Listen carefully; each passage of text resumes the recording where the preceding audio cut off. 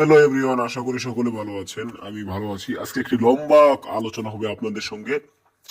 আপনারা সকলেই মনোযোগ দিয়ে শুনবেন, ঠিক আছে? এই লম্বা আলোচনা আমি এখানে কিছু আলোচনা করব এবং এক্সট্রা আলোচনাও করব। প্রথমে আসি দরদ মুভি নিয়ে। দরদ মুভিটা আসলো আমার কাছে তেমন ভালো লাগেনি। গল্পটা কিন্তু সুন্দর ছিল, কিন্তু অনন্য মামুন এটাকে একদম নষ্ট করে ফেলেছে। এবং মামুনের মাথার মধ্যে যে কি ঢুকছে আল্লাহ জানে।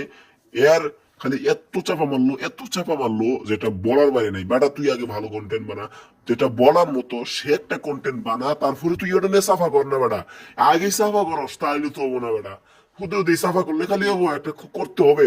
আরে এর জন্যই তো এবার আসি হিমেল আশরাফের কাছে। অনন্য মামুন গেলাম, হিমেল আশরাফও সে বলে অ্যাকশন মুভি বানাবো, এই সেই কত কি। শাকিব খানের লুকটাকে একদম নষ্ট করে ফেলাইছে। কি বলবো আর, বলার তো আর কিছু নাই। হ্যাঁ, একেবারে মানে মেগাস্টারকে কিভাবে উপস্থাপন করতে পারে জানে না। কেন, হোয়াই নট, কেন জানে না? কেন নয় আশ্চর্য ব্যাপার। কেন জানে না? এটাই তো আমাদের কথা এখন। এরা তো উপস্থাপন, অরণ্য মামুন, হিমেল আশরাফ, এই দুজনকে রাখলাম। এই দুইজনকে দ্বারা হবে না। ইয়েস করস, দুইজন করস, এই দুজনকে দিয়ে হবে না। আমি যেটা নিয়ে আজকে আলোচনা করব এখন, যে শেষ নম্বরে যিনি থাকে সেটা হলো আমাদের সকলের প্রিয় মেগাস্টার ডাইরেক্টর রাইহান রাফি। হ্যাঁ, রাইহান রাফি। আমি এখন রাইহান রাফির কথাই আলোচনা করব। রাইহান রাফির একটু জীবনী নিয়ে কথা বলি।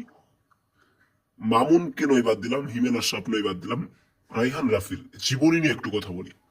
রাইহান রাফি হয়তো ছোটবেলায় মানে ছোট থাকতে তিনি শর্ট ফিল্ম বানাইতেন এবং এর পরিচালনায় ছিলেন, মানে এর পরিচালনায় ছিলেন জাস্ট মাল্টিমিডিয়া এবং তাদের বিভিন্ন দিয়ে তিনি আর কি জীবনী, ছোটবেলার জীবনী নিচ্ছি না, এটা আর কি তার সিনেমা ইন্ডাস্ট্রিতে ঢোকার জীবনী নিয়ে। ছোটবেলায় হয়তো তিনি মাদ্রাসায় পড়ালেখা করছেন, তারপর স্কুলে পড়ালেখা করছেন।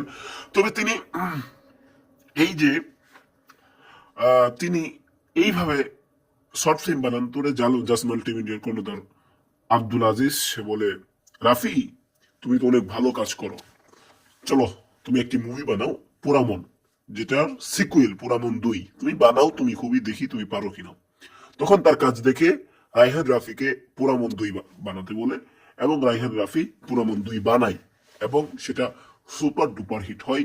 তারপরে আস্তে আস্তে পরাণ, দামাল, সুরঙ্গ, আরো কিছু কিছু আছে যেগুলোর নাম আমি এখনো বলতে পারতেছি কিনা। এনে অনেক ওয়েব সিরিজ, ওয়েব কন্টেন্ট তিনি বানিয়েছেন এবং শেষমেশে গত কুরবানি ঈদে মেগাস্টার শাকিব খানের সাথে রাইহান রাফি একটি মুভি বানায় যেটার নাম হলো তুফান, যেটা আসলেই তুফান করেছে। এবং শেষে তিনি তুফান 2 ঘোষণা দেন এবং তার পরবর্তীতে তিনি বলেন যে আমি লায়ন নিয়ে আসছি, তুফান 2, তুফান 2 নিয়ে আসছি, তুফান 2 নিয়ে আসবো, মার্চে জানুয়ারিতে শুটিং শুরু হবে।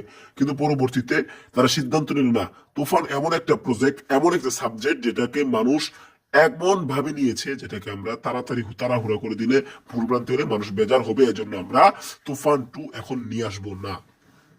তারা কি করলো, তারপরে অন্য একটা ইয়ের সাথে রাইহান রাফি যোগাযোগ করলো যে এই মুভি নাম হলো লায়ন এবং সেখানে অভিনয় করতে দেখা যাবে আহ উপার বাংলার সুপারস্টার জিতকে এবং শরীফুল রাজকে, এবং যেটি মুক্তি পাওয়ার কথা ছিল ঈদ উল ফিতরে।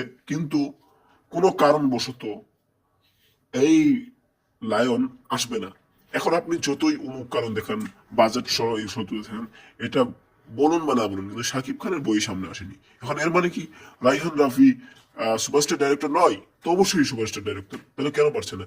কারণ সাকিব খানের মুভি ছাইরা জিতের ছবি বাংলাদেশে নেবে না কোনো সিঙ্গেল স্ক্রিন, কারণ মেন আইডো সিঙ্গেল স্ক্রিন থেকেই। মাল্টিপ্লেক্সে তো নেবে, কিন্তু সিঙ্গেল স্ক্রিন সবাই তো আগে শাকিব খান চয়েস, শাকিব খান চয়েস। এর জন্য ঈদ ছাড়া যে সময় শাকিব খান নাই সে সময় জিতকে বাংলাদেশে আসতে হবে, এছাড়া হবে না। তো যাই হোক, এরকম হলো। তারপরে বলল তিনি স্টার দিলেন তুফান 2 আসবে না, লায়ন আসবে না, তাহলে কি আসবে? তো ফাইনালি তাণ্ডব আসতেছে ঈদ উল আজহায়, যেখানে অভিনয় করেন মেগাস্টার শাকিব খান, একটি পলিটিক্যাল ড্রামা মুভি। তবে তার রাইহান রাফির পুরোটাই মানে অনেক কিছু চলতেছে, কিন্তু এখানে মেন সাবজেক্ট এটা না। আমি যে থাম্বেলটা দিয়েছি সাবজেক্ট এটা নয়। এখন সাবজেক্ট যেটা সেটা নিয়ে এখন আমি আপনাদের মাঝে কথা বলবো। সাবজেক্ট যেটা হলো সেটা হলো চারজন অভিনেতাকে একই সিনেমায়, না চারজন তারকা একই সিনেমায়, এতক্ষণে বুঝলেন? এটা আমি মুভির ডাকলা বানাইলাম, শুরু থেকে বিভিন্ন কথাবার্তা করে এতক্ষণ ভূমিকা ছিল, অর্থাৎ শুরু ছিল, এখন মূল মানে হাফ টাইম আসলাম।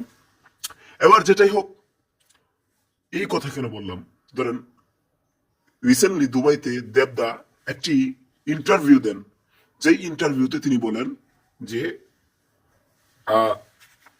ইন্টারভিউ মানে একজন প্রশ্ন করেছে, আপনি বা এই কলকাতার সুপারস্টার আমাদের একজন সরাসরি শাকিব খান, তো আপনাদের দুজনকে কি কোনো সময় একসাথে দেখা যাবে?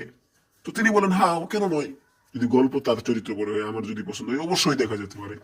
তো এখন আমার মধ্যে এই কাজটা, এখন যদি দুই সুপারস্টারকে একসাথে আনতে হয়, তাহলে মাস কমার্শিয়াল মুভি আনতে হবে, অ্যাকশনের পর অ্যাকশন, যেখানে সেই মুভিটা দুজন লোক পারবে না। কোন দুইজন লোক? অনন্য মামুন এবং হিমেল আশরাফ দিয়ে হবে না, হবে না, হবে না। এটা একমাত্র পারবে রাইহান রাফি। ইয়েস, এটা একমাত্র এই মুভিটা বানাতে পারবে রাইহান রাফি, যার মধ্যে সেই মেধাটা রয়েছে। দুজন নায়ককে, দুজন সুপারস্টারকে কিভাবে এক করতে হবে সেটা তিনি খুব ভালো করেই জানে। মুভিটা কত ইন্টারন্যাশনাল করা যেতে পারে সেটা রাইহান রাফি খুব ভালো করেই জানে।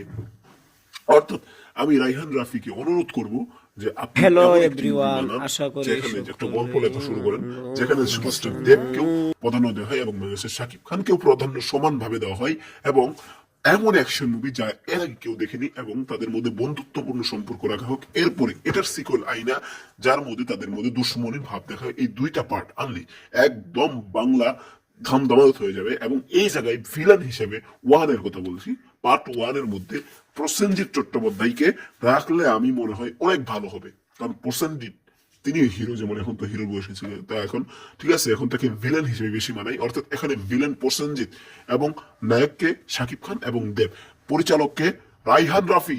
আর কোনো কথা ভাই, রাইহান রাফি, তাহলে তো প্রাম ব্লাস্ট হবে। শুধু বাংলাকে, দুই বাংলা কেন, ভারত সব কাঁপতে থাকবে ভাই।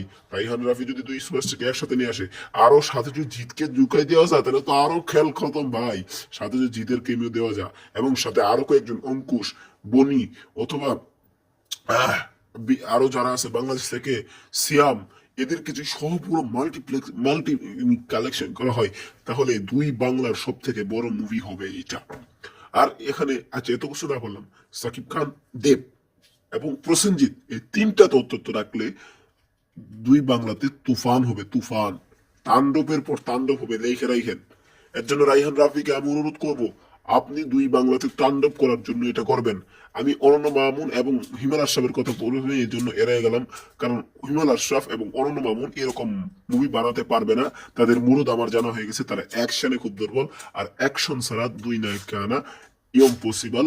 এই বিষয়টি আপনারা কি বলেন অবশ্যই জানাতে পারেন, এবং এই মুভিটি আসলে আপনারা কি বলবেন অবশ্যই জানাতে পারেন আমাদের কমেন্ট বক্সে। কমেন্ট বক্স স্বাধীনতার জায়গা। আজকের কথা এতটুকুই, ধন্যবাদ পুরো ভিডিওটি দেখার জন্য। এরপর থেকে আগামী শুক্রবারের পর থেকে আমরা এরকম ভাবে 8 মিনিটের উপরে ভিডিও আনার চেষ্টা করব। দিনে একটা হলে 8 মিনিটের ভিডিও, 8 মিনিটের উপরে একটা করে ভিডিও আনবো।